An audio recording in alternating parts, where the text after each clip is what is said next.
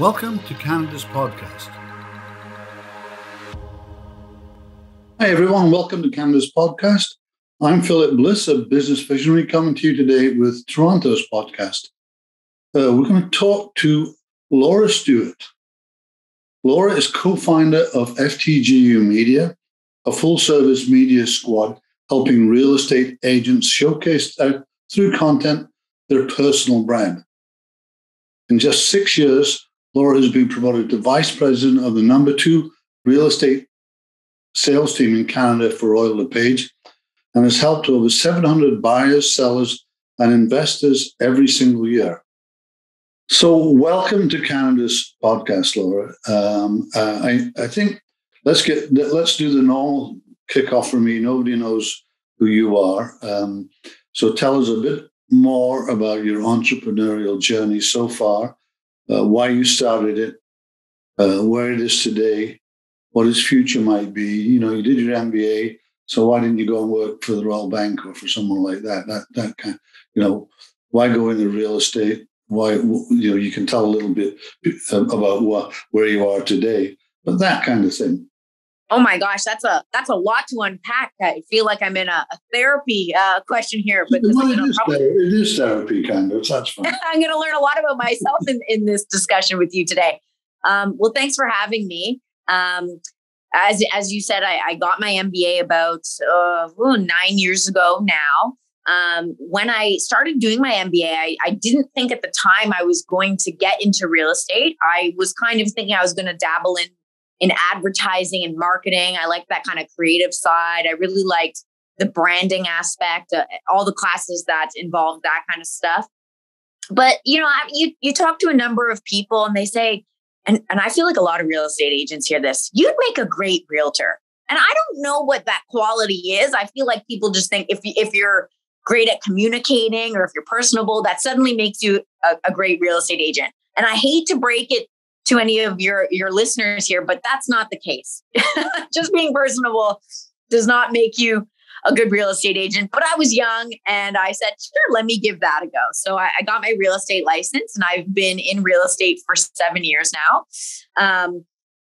Which is entrepreneurial in and of itself. You are working for yourself. There is no boss, no one to tell you when to be at work and what to do, who to call and what calls to make.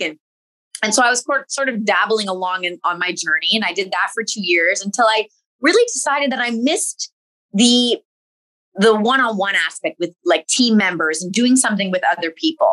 So I decided to join a team. And in doing so, I said, look, I want to cut my learning curve in half. I'm not doing great as it is as a solo agent. So maybe I can just, put my hand up and offer my services to you when you need some help to my teammates.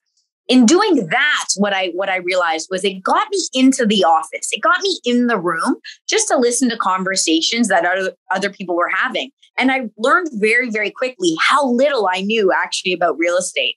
The team I happened to be working with was one of the top 10 teams in the country at the time. And I was working with people who were really true salesmen. Like they would have made great real estate agents. And I wasn't really much like them, in all honesty. And so I got to kind of see what I wasn't good at, but also understood that, okay, well, I have my background in my MBA and I have my unique experiences prior to getting my MBA. What could I bring from those experiences into this working place? And so I put my hand up for a lot of the marketing aspects, a lot of the branding aspects. We rebranded the team and I helped start a podcast. And that starting the podcast was honestly the beginning of an entire content creation journey that I didn't know I was on, but I was just on that bus. I was on the train. I was going full steam. And I started to see the change in the clientele.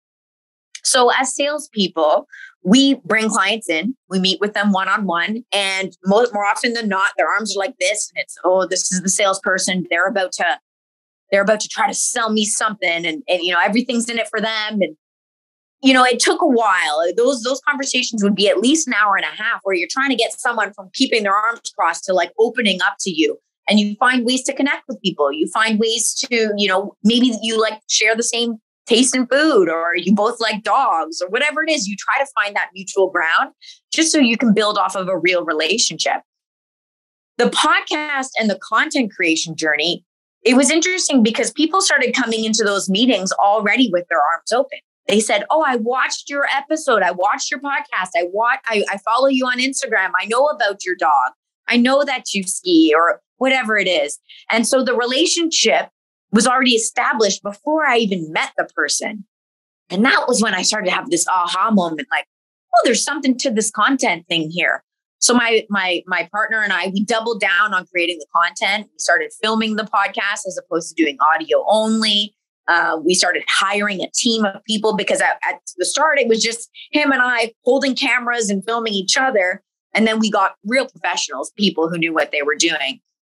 That actually morphed into a number of agents in and around the office. You know, as our team started to grow and we started to become, we were the number one team in the country 2 years ago. I think we've been flirting with number 2 in the country for all of Royal LePage. And so people started asking us, like, how are you doing it? How are you producing content? And how did you grow your team so quickly? And we would tell them, we would say, this is who you need to hire. This is the content you need to create. This is the type of podcast or show you need to do. This is how you're going to make your life easy on yourself. And then 3 months would pass. I would cross them in the hall and I'd say, you know, how's that going? And they said they did nothing. I haven't done anything yet. I don't know who to hire, or I haven't, you know, I need to lose a few pounds before I get on camera, or I'm too nervous. My phone died. All the excuses started coming out. And I realized, you know, there's just a lot of friction with content for people. Maybe there's some white space there. Because as you hear that again and again and again, you start to think, you know, I think people are having the same issue and we could solve that issue for people. And so my business partner and I, we opened up a business. It's called From the Ground Up Media. We call it Fitigu, FTGU for short, because, you know, we want to be kind of cool like that. So Fitigu Media. And the goal is to help other real estate agents create content for themselves. And I've been doing that for 8 months. So that kind of brings it full circle. I was saying to you beforehand, but, you know, I was surprised because, you know, you got your real estate thing and, you know, the last 2.5 years have been absolutely boom times for realtors. Why step out of, you know, probably the most lucrative commissions time ever certainly in the last 2 decades? You know, that question is a very important one because, yes, you're right. Real estate agents, or I shouldn't say real estate agents, there's 70,000 real estate agents on the Toronto Real Estate Board, right? So I don't think we're not all the same.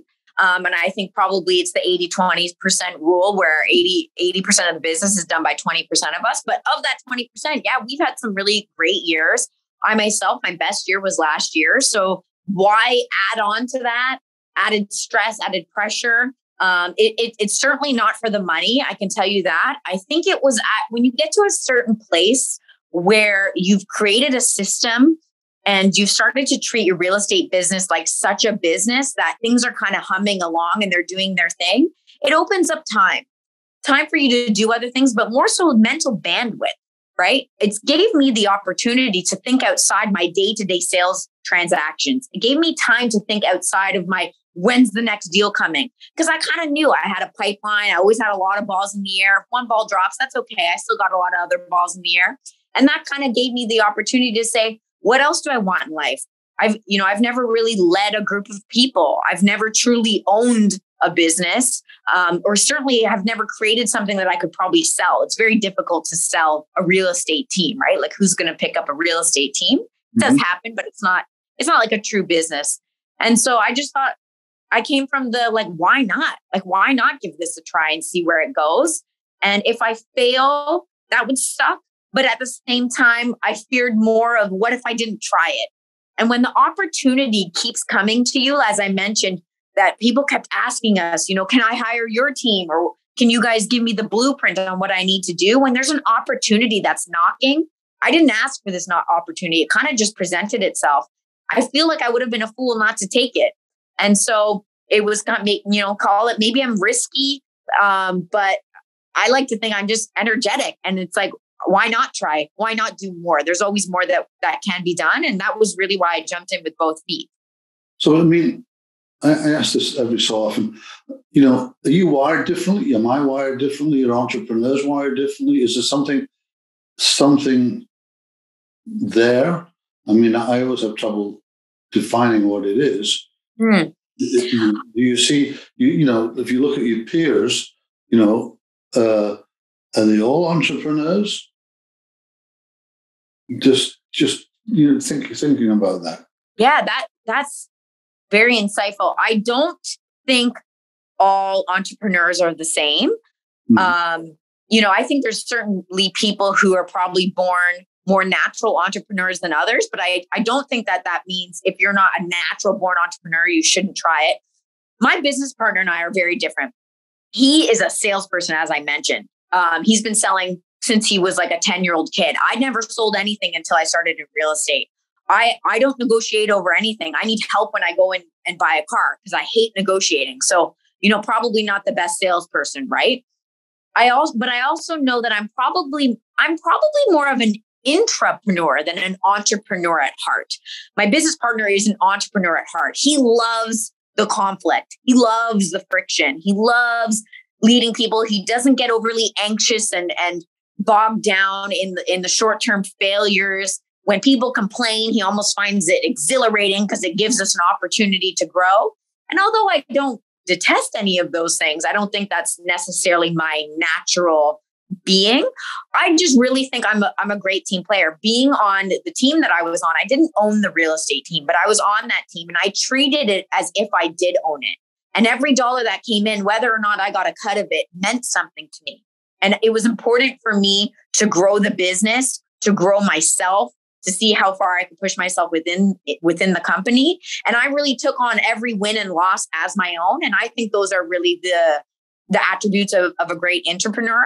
And in which case I thought, I just got to force myself to kind of get over these other issues that I'm having. So when a client complains, for example, like I take that very personally. I take it to heart. Like it keeps me up at night. I'm not great at just brushing it off and saying, okay, that, shit happens, let's move on. But at the same time, I'm learning every single day. And I think a true entrepreneur is just a person who wants to learn every day. And I think that's maybe what's really in it for all of us.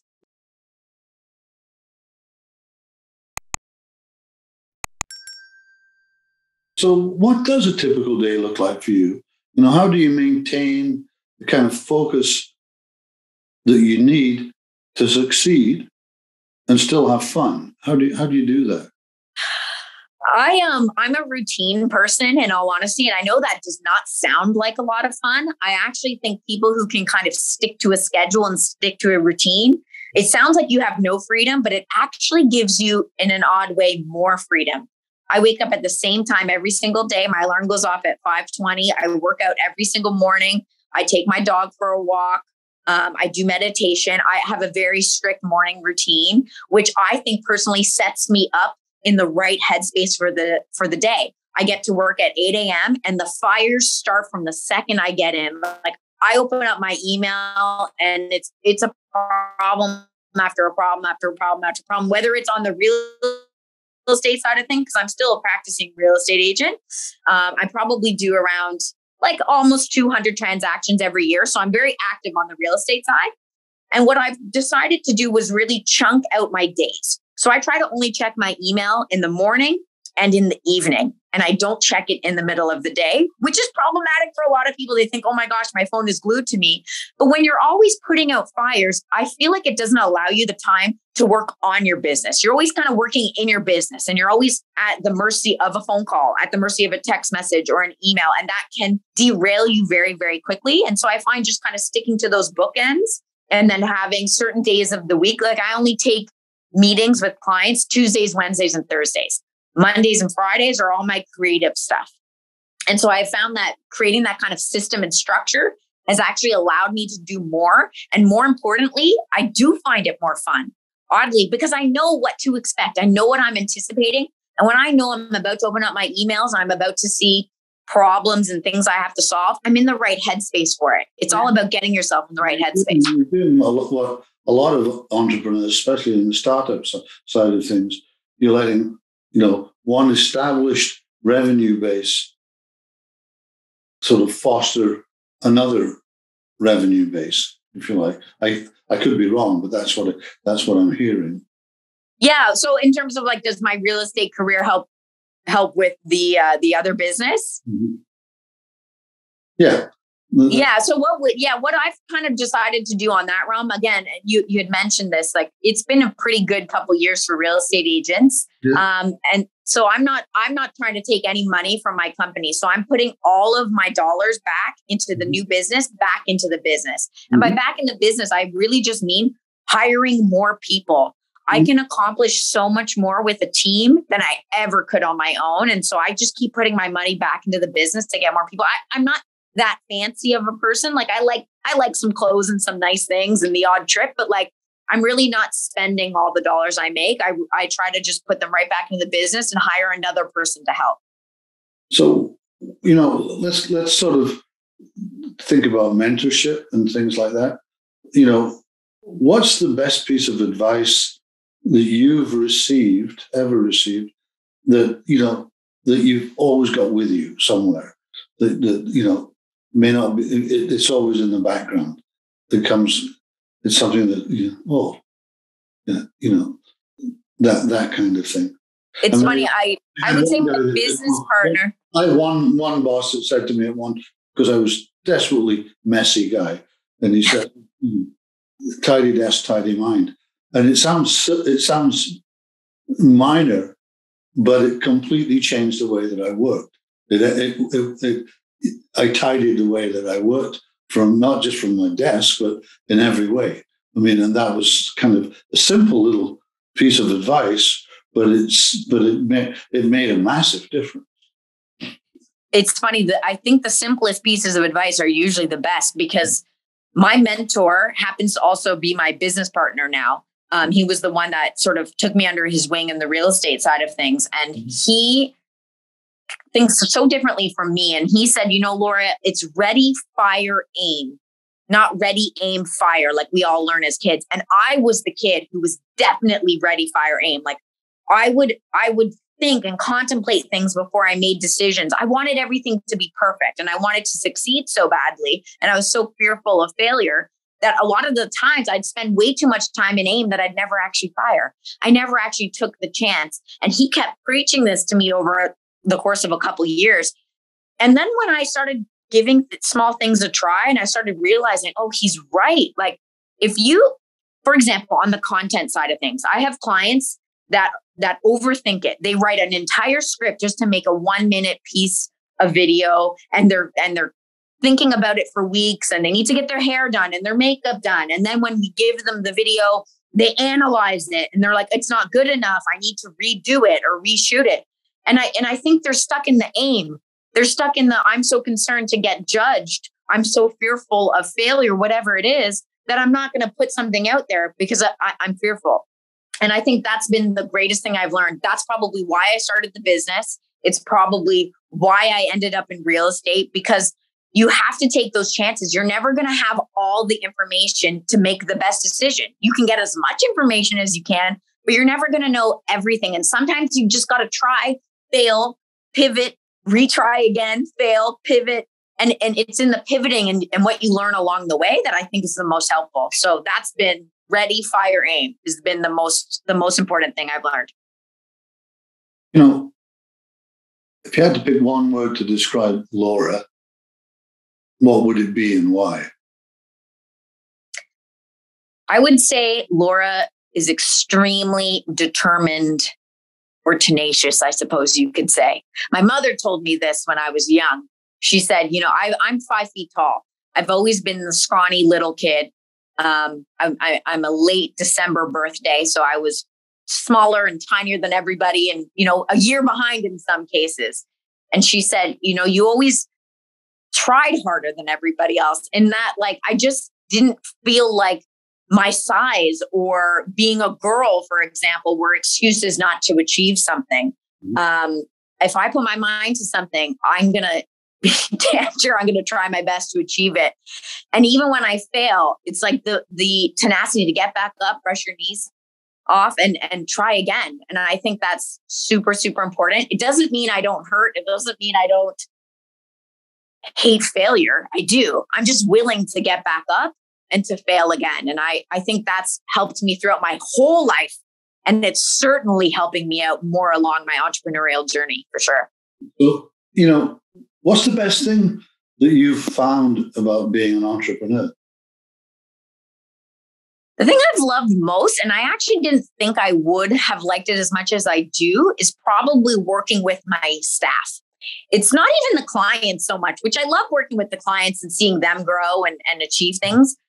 But my staff is like, they're like my little kids in a way. And like, I'm certainly not necessarily old enough to be all their mothers, but, you know, you take them under your wing and we're such a tight-knit family. There's 8 of us now working on the team. So it's not a big team, right? So you can still be very involved in their lives and sort of seeing how each person ticks. Like I know that, for example, Chiquita on my team, I know that she takes things emotionally like I do. When someone complains about something, she takes that as a personal attack on her. So I know I have to hold her hand a certain way or have an extra meeting with her.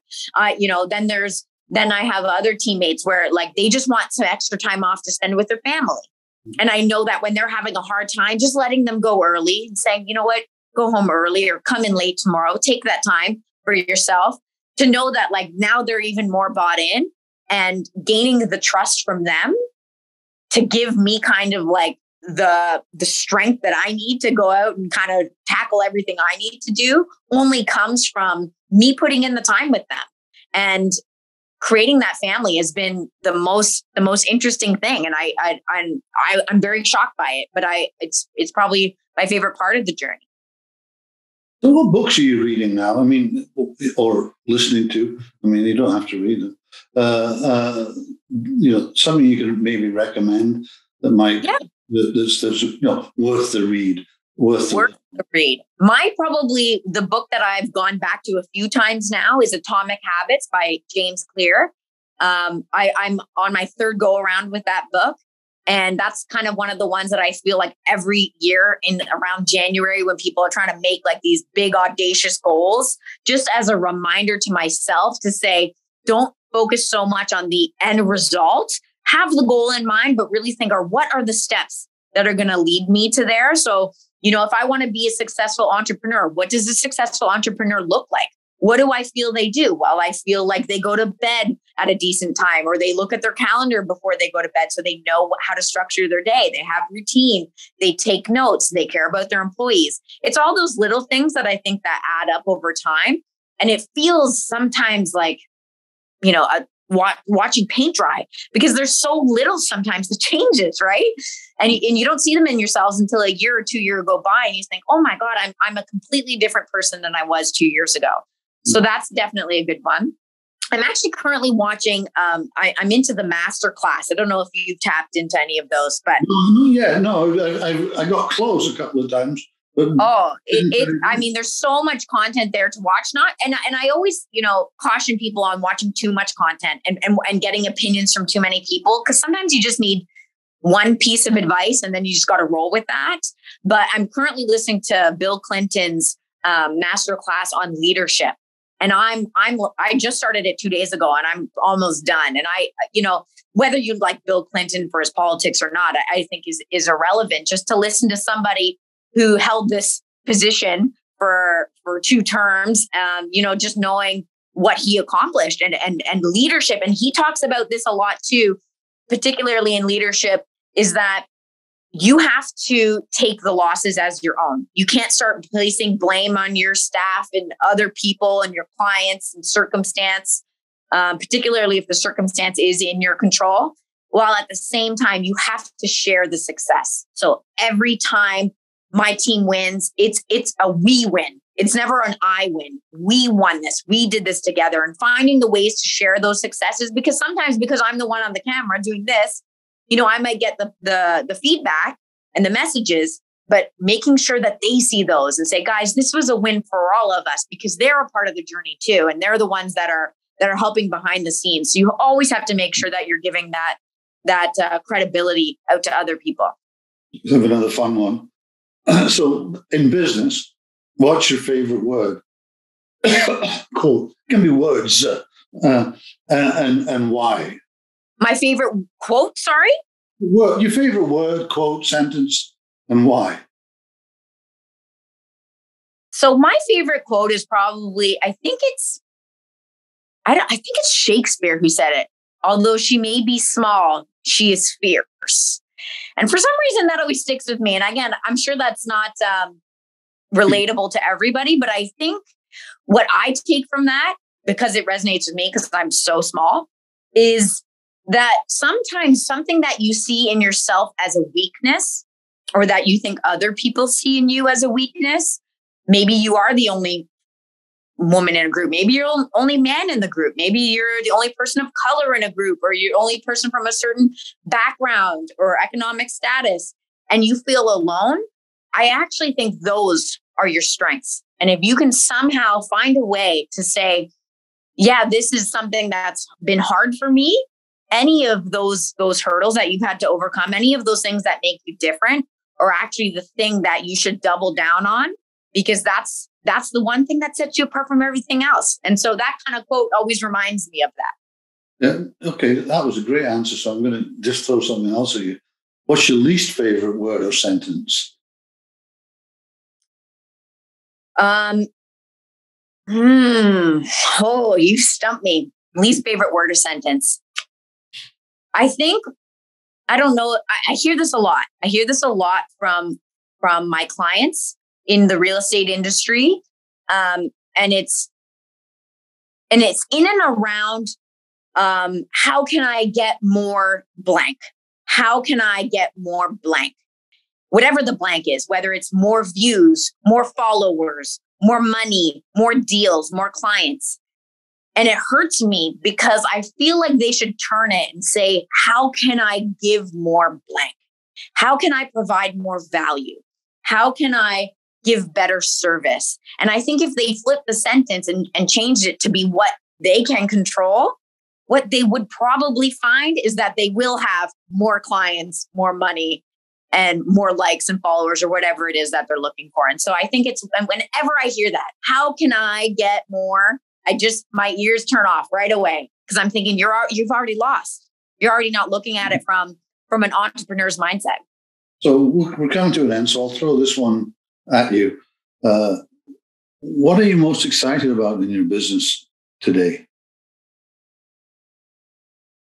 I'm most excited in my business about the fact that I think the real estate industry is undergoing a bit of a change. I don't think it's a huge, massive change per se, but as people get more and more access to information and the landscape becomes more and more competitive, competition is actually a great thing, because it causes and forces people to get creative. It forces people to come up with new ideas and solve bigger problems.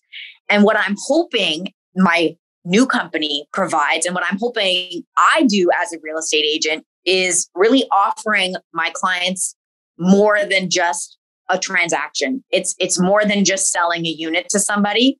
Anyone can just sell one unit.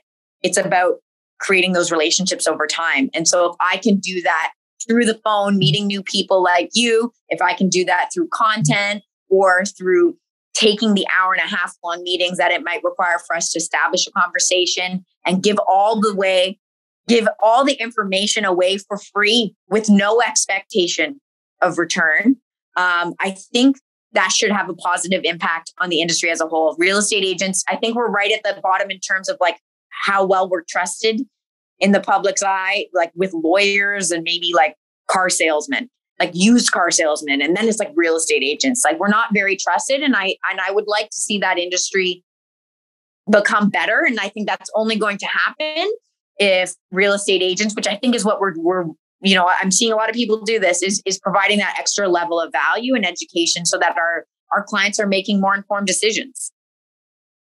That's really good, Laura. It's been a good session. Thank you. How can people get a hold of you? Have I missed anything out that you want to add?